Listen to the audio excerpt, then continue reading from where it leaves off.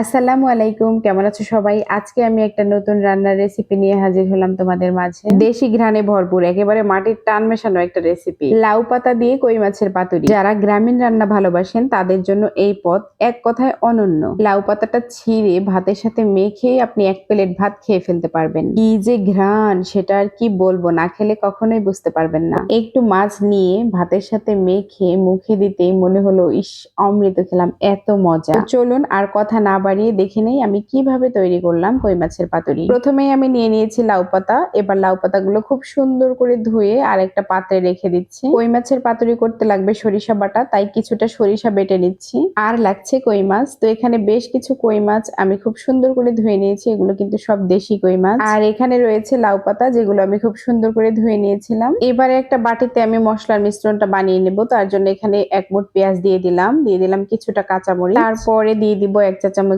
রসুন বাটা, 1 চা চামচের একটু কম আদা বাটা দিয়ে দিলাম, তারপরে হাফ চা চামচ হলুদের গুঁড়া দিয়ে দিলাম, তারপর দিয়ে দিব হাফ চা চামচ জিরে গুঁড়ো, আরো দিয়ে দিচ্ছি পরিমাণ মতো লবণ, দিয়ে দিব হাফ চা চামচ শুকনো মরিচের গুঁড়া। পাতুরিটা কিন্তু সরিষার তেল দিয়ে করতে হবে, তাই আমি এখানে কিছুটা সরিষার তেল দিয়ে দিলাম, আর দিয়ে দিলাম 2 টেবিল চামচ সরিষা বাটা। এবারে সবগুলো মশলা হাত দিয়ে খুব সুন্দর করে মেখে নিতে হবে। মাখানো হয়ে গেলে আমি এর মধ্যে দিয়ে দিব ধুয়ে রাখা কই মাছগুলো। একে একে সবগুলো কই মাছ দিয়ে দিলাম। এবার আবারও সুন্দর করে হাত দিয়ে মাছগুলোকে মশলার সাথে খুব সুন্দর করে মেখে নিব, যেন মাছের সাথে মশলাটা খুব সুন্দরভাবে লেগে যায়। কিছুক্ষণের জন্য মাছগুলো রেস্টে রেখে দিয়ে তারপর আমি এখানে একটা লাউ পাতা নিয়ে নিলাম। লাউ পাতার উপরে আমি একটা কই মাছ দিয়ে দিলাম, আর সাথে কিছু মশলাও দিয়ে দিব। এই মাছের সাথে কিছু মশলা দিলে হবে কি, খেতে ভীষণ মজা হবে। আর একটা কই মাছ দিয়ে আপনি এক প্লেট ভাত খেয়ে ফেলতে পারবেন।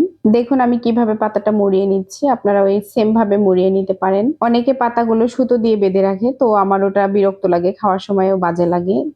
এইভাবে যদি আপনারা করেন তাহলে কিন্তু সুতা দিয়ে পেঁচানোর কোনো দরকার নাই। এবারে আমি যে প্যানে রান্না করব সেই প্যানের নিচে 3 থেকে 4টে পাতা দিয়ে দিলাম। এবারে এই পাতার উপরে আমি একে একে সবগুলো মাছ এরকম লাউ পাতা দিয়ে মুড়িয়ে রেখে দিব। আপনাদের বোঝার সুবিধার জন্য আমি আরো একটা মাছ মুড়িয়ে দেখাচ্ছি। তো এখানে দিয়ে দিলাম মাছটা প্রথমে, তারপরে একটু পেঁয়াজ, একটু মরিচ, একটু মশলা দিয়ে দিলাম। তারপরে সেম স্টাইলে একই রকম ভাবে আমি 2 সাইডের পাতাটা এইভাবে ভাঁজ করে জাস্ট উপর করে রেখে দিবেন, তাহলেই হয়ে যাবে, একদম খুলে যাবে না কিন্তু। সবগুলো কই মাছ আমি পাতার সাথে মুড়িয়ে নিয়েছি। এবারে চুলায় তুলে দিলাম এবং হাফ কাপ পানি দিয়ে দিলাম। এখানে কিন্তু বেশি পানি দেওয়া যাবে না। ঢাকনা দিয়ে ঢেকে হাই ফ্লেমে 5 মিনিট রান্না করে নিব। 5 মিনিট পরে ঢাকনাটা তুলে একটু দেখে নিব যে কি অবস্থা। দেখুন অনেক পানি কিন্তু বের হয়েছে। এবারে মিডিয়াম আঁচে আমি আরো 10 মিনিট রান্না করে নিব। 10 মিনিট পরে দেখতে পাচ্ছেন পানিটা কিন্তু একদম শুকিয়ে এসেছে। এ পর্যায়ে আমি কড়াইটা ধরে একটু নাড়িয়ে চাড়িয়ে দেবো যেন নিচে লেগে না যায়। তারপরে একদম লো আঁচে 2 মিনিট রান্না করে নিব। ব্যাস তৈরি হয়ে গেল কই মাছের পাতুরি। রান্নাটা কিন্তু খুব সহজেই করা যায়, আর খেতে কিন্তু ভীষণ মজা হয়। মাঝে মাঝে একটু ভিন্ন স্টাইলে রান্না করে দেখবেন, কতটা মজা হয় নিজেরাই বুঝতে পারবেন। তৃপ্তির ঘ্রাণ ছড়ানো এই পাতুরি যদি ভালো লাগে বন্ধুদের সাথে শেয়ার করতে ভুলো না কিন্তু।